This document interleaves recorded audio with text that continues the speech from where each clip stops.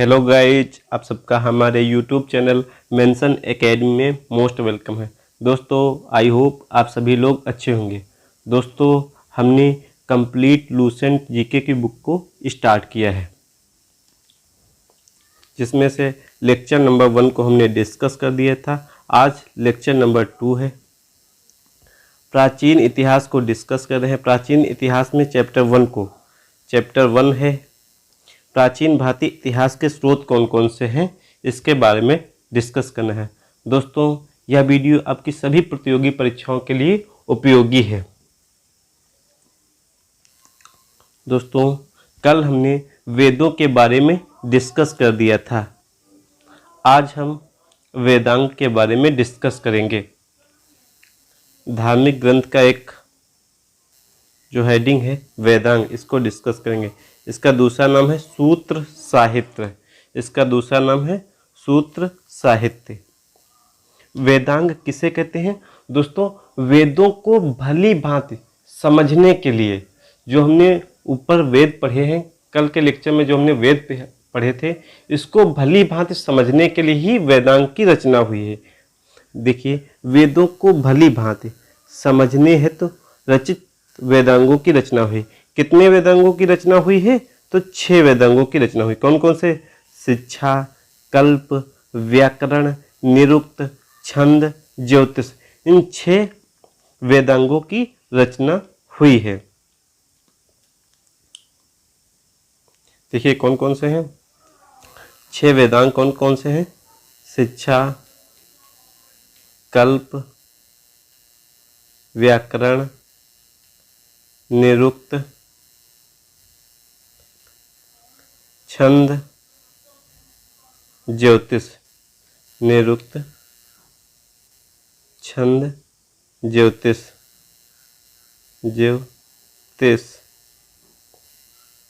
तीसरा, ये 6 आपके वेदांग हो गए।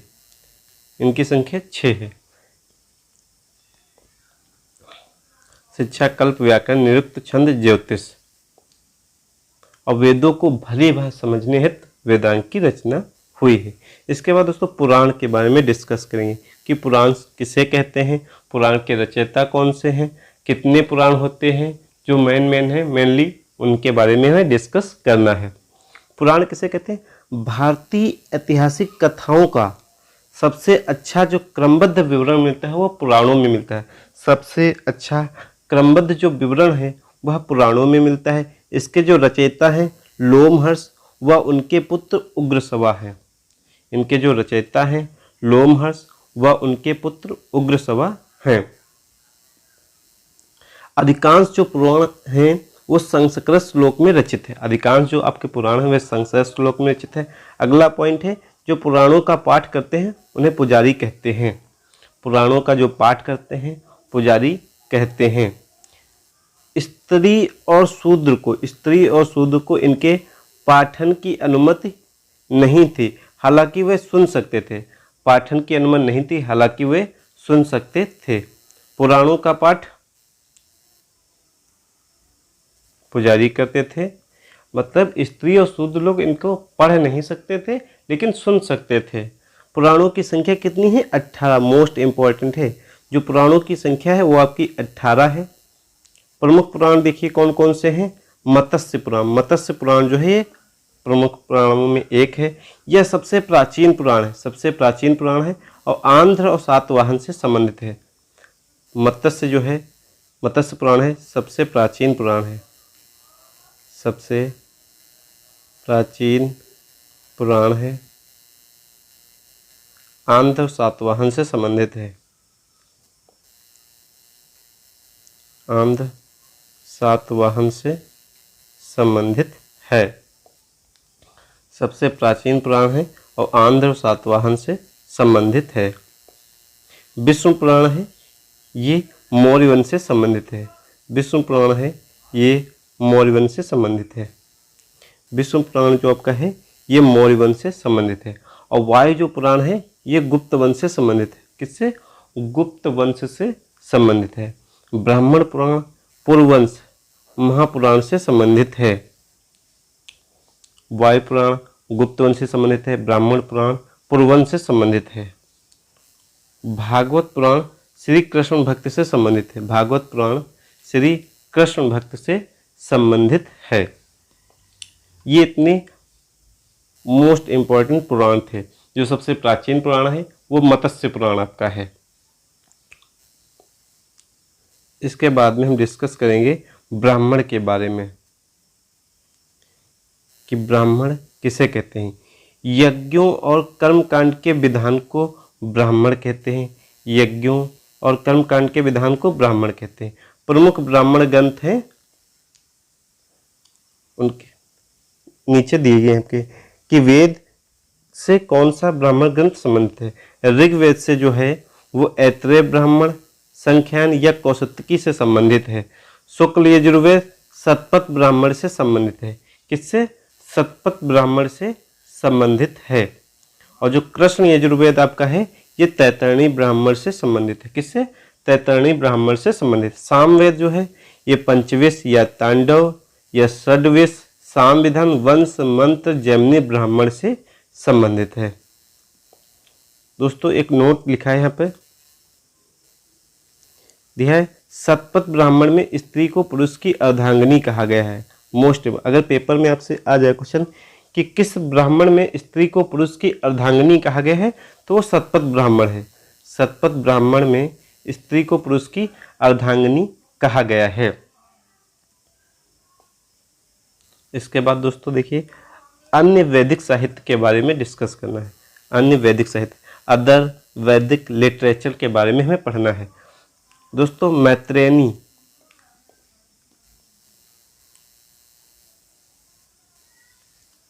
ने देखिए स्त्री की सर्वाधिक गिरी हुई स्थिति को मैत्रेयनी कहती है। मैत्रेयनी संहिता में जो है स्त्री की सर्वाधिक गिरी हुई स्थिति का वर्णन किया गया है, जिसमें जुआ और शराब की भांति स्त्री को पुरुष का तीसरा मुख्य दोष बताया गया है। कौन सा?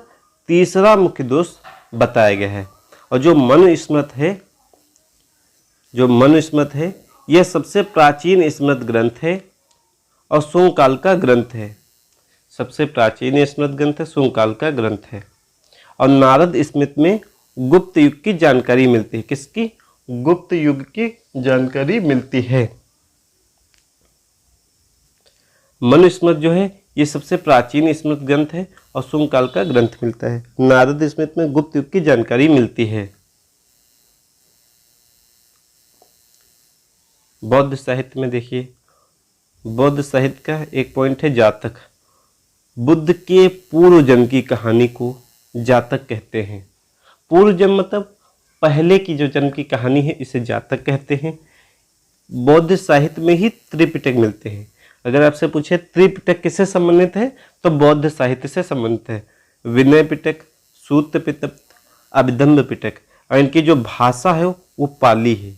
इनकी जो लैंग्वेज है वह पाली है। बुद्ध के पूर्व जन्म की कहानी को जातक कहते हैं। त्रिपिटक, विनय पिटक, सूत्र पिटक, अभिधम्म पिटक, इनकी जो भाषा है वह पाली है। हीनयान का जो प्रमुख ग्रंथ है, हीनयान का जो प्रमुख ग्रंथ है वह कथा वस्तु है, जिसमें महात्मा बुद्ध के जीवन चरित्र का वर्णन किया गया है। हीनयान का प्रमुख ग्रंथ कथा वस्तु है, जिसमें महात्मा बुद्ध के जीवन चरित्र का अनेक कथानकों के साथ वर्णित है। इसके बाद दोस्तों हम जैन साहित्य के बारे में डिस्कस करेंगे कि जैन साहित्य को क्या कहते हैं। जैन साहित्य, जिसे इंग्लिश में जैन लिटरेचर कहते हैं, जैन साहित्य को आगम कहते हैं। क्या कहते हैं? आगम कहते हैं। प्रमुख साहित्य कौन कौन से हैं? भगवती सूत्र, स्वामी महावीर के जीवन कृत्य का वर्णन मिलता है। कल्प सूत्र में जैन धर्म के प्रारंभिक इतिहास के बारे में डिस्कस करना है। इसमें 12 अंक आपको देखने को मिलते हैं। भगवती सूत्र किससे संबंधित है? स्वामी महावीर के जीवन कृत्य से संबंधित है। और जो कल्प सूत्र है वो जैन धर्म के प्रारंभिक इतिहास से संबंधित है। दोस्तों देखिए भी आपको जो जैन धर्म है आपका, जो आपका जैन साहित्य है, जैन साहित्य है जैन साहित्य को आगम कहते हैं। जैन साहित्य को क्या कहते हैं? आगम कहते हैं। जैन साहित्य को आगम कहते हैं। कौन कौन से प्रमुख साहित्य हैं?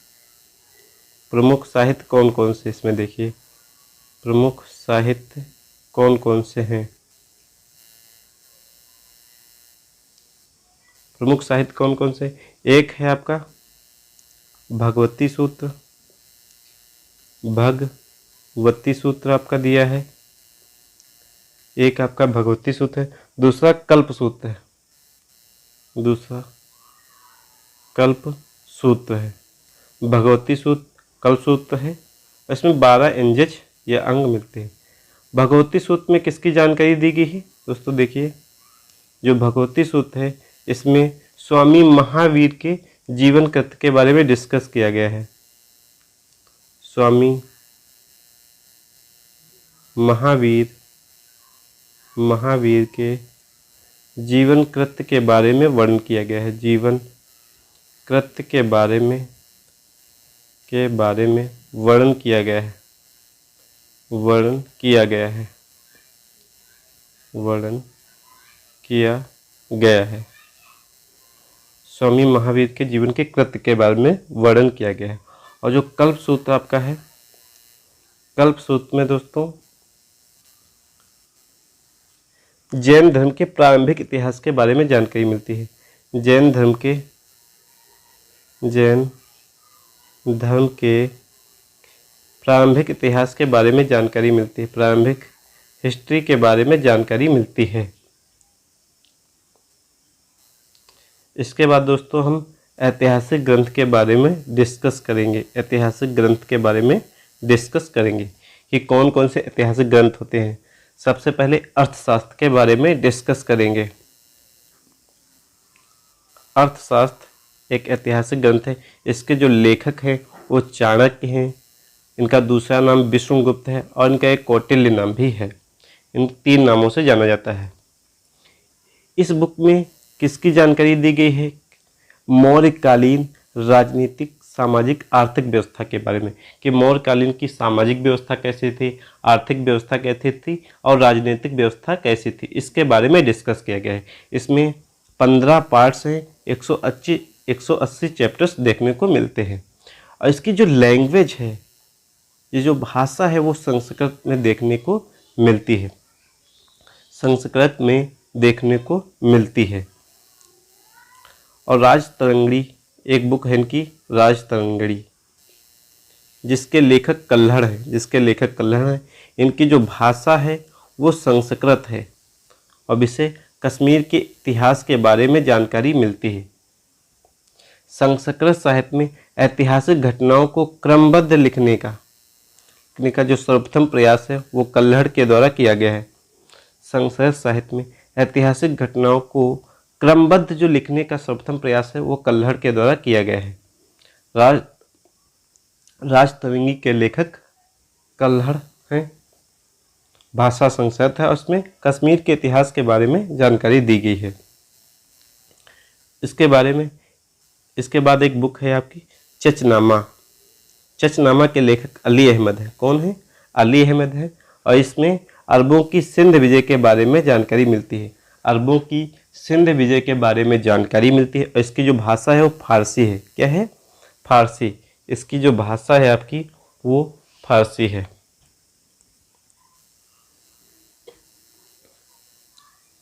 इसके बाद दोस्तों एक ऐतिहासिक ग्रंथ अष्टाध्यायी। अष्टाध्यायी के लेखक पाणिनि हैं। इसकी एक विशेषता है, संस्कृत व्याकरण का प्रथम ग्रंथ है। मोस्ट इम्पॉर्टेंट है दोस्तों, संस्कृत व्याकरण का प्रथम ग्रंथ है। और इस बुक में किसके बारे में जानकारी दी गई है? मौर्य पूर्व, मतलब मौर्य के पहले और मौर्य युगीन राजनीतिक व्यवस्था के बारे में जानकारी दी गई है। इसके बाद एक बुक है गार्गी संहिता। गार्गी संहिता के लेखक कात्यायन हैं। और इसमें किस विषय पर बात की गई है? इस बुक में ज्योतिष पर और भारत पर होने वाले यवन आक्रमण की जानकारी पर उल्लेख मिलता है, जो इसमें पीपीटी में छूट गई है, लेकिन हम इस पर बता रहे हैं। पीडीएफ में छूट गई है।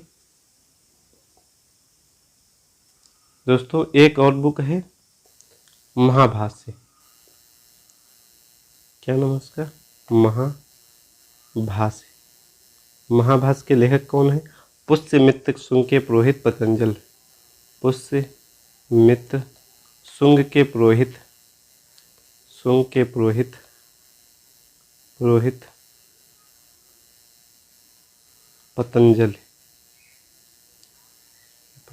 पतंजल।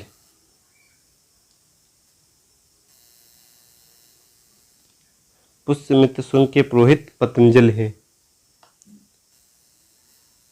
और इसमें शुंगों की जानकारी मिलती है। किसकी? शुंगों की जानकारी मिलती है। शुंगों की जानकारी मिलती है। शुंगों की जानकारी मिलती है।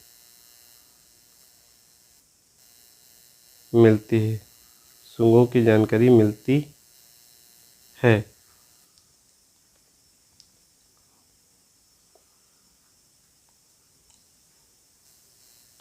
इसके बाद दोस्तों हम मोस्ट इम्पॉर्टेंट पॉइंट को डिस्कस कर रहे हैं जो भी है आज के लेक्चर में, जिसे पुराण है। गाइज, पुराणों की संख्या कितनी है? पुराणों की जो संख्या आपकी दी गई है, 18 है। जिसमें से पुराणों की संख्या 18 है, जिसमें से सबसे प्राचीन जो पुराण है मत्स्य पुराण। मत्स्य पुराण जो है ये सबसे प्राचीन पुराण है। सबसे प्राचीन पुराण है। आंध्र और सातवाहन से संबंधित है। किससे संबंधित है ये भी देख लीजिए। सबसे प्राचीन पुराण है और आंध्र सातवाहन से संबंधित है।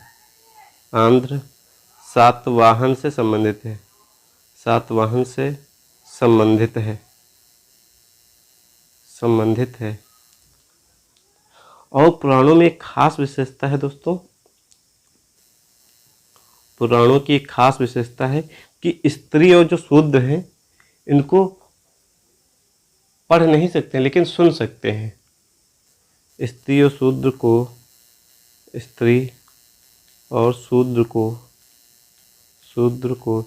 इनको पढ़ने की अनुमति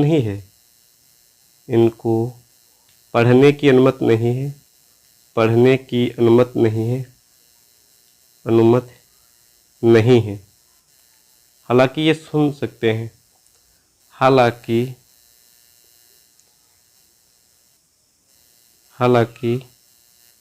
ये सुन सकते हैं।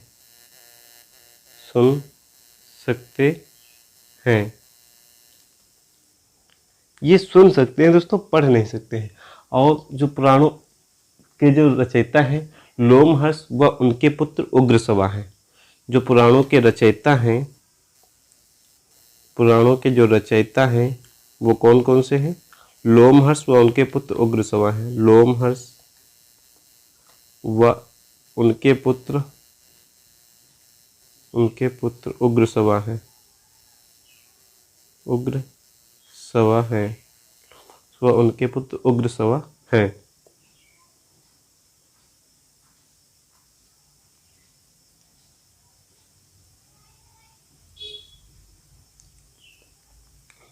इसके बाद दोस्तों एक बुक और से है राजतरंगिणी। ये मोस्ट इम्पॉर्टेंट बुक है आपकी राजतरंगिणी। राजतरंगिणी के जो लेखक हैं वो आपके कल्हड़ हैं। राजतरंगिणी के लेखक कौन से हैं? कल्हड़ हैं। राजतरंगिणी के लेखक कल्हड़ हैं। इसकी जो लैंग्वेज है, इसकी जो भाषा है वो कौन सी है? संस्कृत है। इसकी भाषा आपको संस्कृत देखने को मिलेगी इसमें। और इस बुक में किस विषय पर जानकारी दी गई है? कश्मीर के इतिहास पर। कश्मीर के इतिहास पर जानकारी दी गई है। कश्मीर के इतिहास पर जानकारी दी गई है। दोस्तों आई होप अगर क्लास आपको अच्छी लगी हो तो हमारे YouTube चैनल मेंशन एकेडमी को सब्सक्राइब एंड शेयर ज़रूर कर दें। दोस्तों, हमारी पूरी वीडियो देखने के लिए आपका बहुत बहुत धन्यवाद।